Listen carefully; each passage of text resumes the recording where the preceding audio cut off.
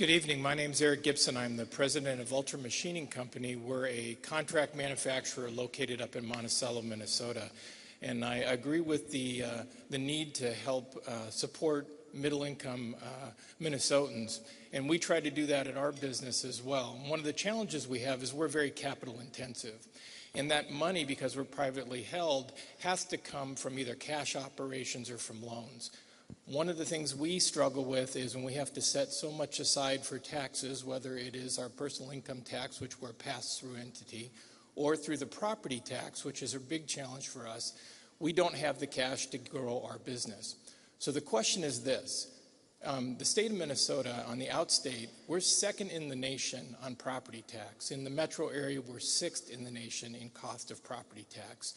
What will you do in the coming session to try to help alleviate that or bring us in line with the rest of the country? And if so, where do you see that happening? All right, Speaker Dowd, I'll start with you. You control, your party's in control of the Minnesota House. Will this be one of your top priorities to try to give some bipartisan relief? And is there bipartisan support for property tax reductions for business? I'll let others answer whether there's bipartisan support. I think there is. And you know, the fact that we have, there's only two segments of property in the state of Minnesota that are charged a state property tax. Otherwise, property taxes are a mechanism to fund local governments. And those two are statewide commercial property tax and cabins. It's seasonal recreational properties. And I always say it's not a coincidence, right? There's a difference between good policy and good politics. It's not a coincidence that those two segments of property don't have any voters that live at them, right? So when folks years ago were looking for more revenue, well, we'll just tax these people and they won't vote us out of office. Unfortunately, it's horrible policy. And what we have done is created this environment where Minnesota businesses and the property taxes that they pay are horribly and incredibly uncompetitive. And as the world becomes a more worldwide marketplace, we need to, and people can operate a business from anywhere on their iPhone or iPad. We have to be competitive. And we need to appreciate the work that those businesses do and not pit this group of people against that group of people for political gain. We need to do what's right to create the jobs that people need so that Minnesotans can be successful. That's the key. Senator Bach, is there bipartisan agreement that something needs to be done?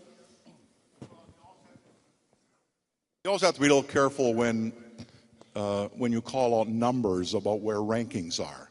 So let me share with you a couple rankings, and because I believe these.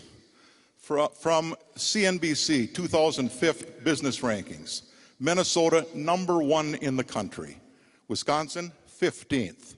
From Political 2015 rankings, strongest states in the nation, Minnesota #2, Wisconsin #11. From the Gallup poll, 2015, Job Creation Index, Minnesota #1, Wisconsin #8. This is a good state for business with a strong workforce. That's why we have such a successful business community. I just want to remind people of some of the history of the statewide business property tax, because I was in the legislature in 2001 when it was passed in that 2001 tax bill. My three colleagues here were not. In 2001, our wrestler governor, Jesse Ventura, decided he didn't want to pay property taxes on his cabin any longer. So we made some significant changes in the property tax system. We went through an extensive property tax reform in 2001. And businesses got a huge benefit from it, and I supported it. The class rate on business property was reduced from over 3%, I think 3.2 or 3.6% to 2%, a huge reduction. In addition, we took the school taxes, the voter-approved levies, the state general levy off of property. Businesses got a huge benefit from that, as did homeowners and cabin owners, to the tune of about $900 million a year of property tax relief, and we shifted that burden to the state general fund. There was bipartisan agreement, and the state chambers supported the idea of the statewide business property tax, And with a Republican House and a Democratic Senate and a Republican governor, the state general tax was created. And it had an inflation factor in it. And so it's interesting that now the Chamber is absolutely so dismissive of this when in 2001 it was something that they supported. But I'm absolutely willing to take a look at it to the extent we can afford to do things. But remember, most of your property tax burden is from your local governments, from your city, from your county, from your school district, and the state doesn't have a lot of control over that. But I tell you what the state can do is be a stronger partner with our local units of government. We can do more for our K-12 schools so they don't have to go to the voters for voter-approved levies. We can do more in local government aid for cities to help reduce the burden. The state can be a stronger partner with our local governments and our schools, and that is where we can alleviate much of the property tax burden. That's in the Senate tax bill, some new money for local government aid and county program aid to help reduce some of the local property tax burden, and I support it. So, to boil this down, you are willing to take a look at it, but not making a commitment at this point. Well, I can't make a commitment there's going to be a tax bill. Because if the Senate had taken the House tax bill last year that they sent us, we'd be facing a $3.5 billion deficit right now this year. So I can just tell you, spending was restrained last year, but it was restrained a big part on the part of the Senate by not passing a reckless tax bill last year that would have plunged us into immediate deficits. I'd like to get to a reasonable tax bill that provides some tax relief that stimulates our economy, but if we're going to talk about spending, because, I mean, reducing revenue is spending the money, it'll be gone, and putting the next legislature in crisis management managing a deficit, getting to a tax bill is going to be a real tall task.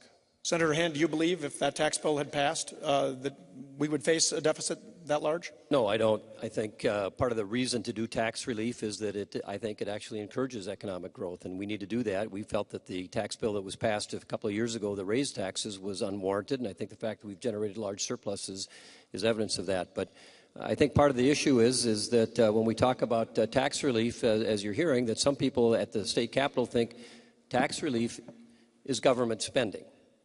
And it isn't. We think that it makes sense to let people who earn the money keep it and use that money to help grow the economy. I don't think that the legislature, through the policies we enact, do a whole lot to help grow the economy. We can create the conditions, but you have to let individuals, businesses make the decisions that are right for them, hire the people. That's how the economy grows.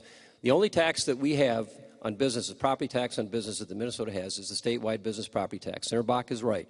Most of the other taxes, local property taxes, local units of government. But we can control this one. And we are one of the only states, maybe the only state in the country that has this. And I don't know, I wasn't here 15 years ago, as Senator Bach mentioned, so I don't know what the history was. But I know we have that tax now. And I also know that we have one of the highest tax rates in the country for businesses, and we need to fix that. And I think we can. And we've got an opportunity now with the surplus we have to begin to look at this and restructure it and provide some real tax relief. I think that will help grow the economy, and that's what we need. Representative Thiessen, your thoughts on what you've just heard from your three colleagues. Well, you know, I've done a lot of these, and I'm getting bored by hearing the same responses over and over. Is so something I I said? Is it something? I apologize for that. Do I need to do a soft shoe routine? Yeah, maybe. Senator Bach, I think, summed it up very well. But here's the reality. When I go out traveling around the state, talk to local chambers, talk to local businesses, the things that I don't hear about are, taxes come up, but it's way down the list. The thing I hear about is what Senator Bach talked about in his first answer, and that is workforce. And that there's communities across the state, Albert Lea, Owatonna, all around southern Minnesota, western Minnesota, that will say, the thing that we actually need, we want to expand, but we can't find any people to do the work. And there's two things we need to do. We need to do that workforce housing tax credit that's in the Senate bill, because that will actually allow us to get some housing that will be able to attract people. And chambers all across the state say that's one of the things we absolutely need. And we need to do a lot better job connecting up our K-12 system and our higher education institutions with manufacturers in their communities so that there's this sharing of information. We need to expose kids to manufacturing in high school so they actually want to go into that career. So there's a lot of things that we can do to improve things, but the thing I don't hear all the time and very often is taxes. It's the quality of our workforce that people are talking about. And we need to continue to make the investments in MnSCU and in the University of Minnesota that are going to move us in that direction. And I think they're starting to do some really good work around that, but we still have a long way to go. So if based on my experience going out and talking to business leaders and attending these roundtables and what have you around the state, that is what I hear. Let's get after the workforce issue, because that is going to be our biggest challenge. And Governor Dayton talked about it tonight as well. The other thing that we need to do for greater Minnesota in particular is get broadband across this state, because there are businesses. That's all right. You can clap. Even I'm a Democrat. There's businesses across this state, and there's this patchwork, that they move 30 miles from their home even though they'd rather open the business in their hometown because they can't do it. So let's talk about this issue around how we create a competitive climate, how we grow Minnesota even better. Senator Bach is right. I mean, as people come and they look at Minnesota, they say this is a good place to do business, the national folks. So we have to do improvements. Are we open? Are people in my caucus open to doing some business property tax relief? I think that can be part of the discussion, but it has to be within the context of actually getting after this workforce issue and not spending us into a deep, deep deficit again, because we cannot go there. It's just not good for the people of Minnesota.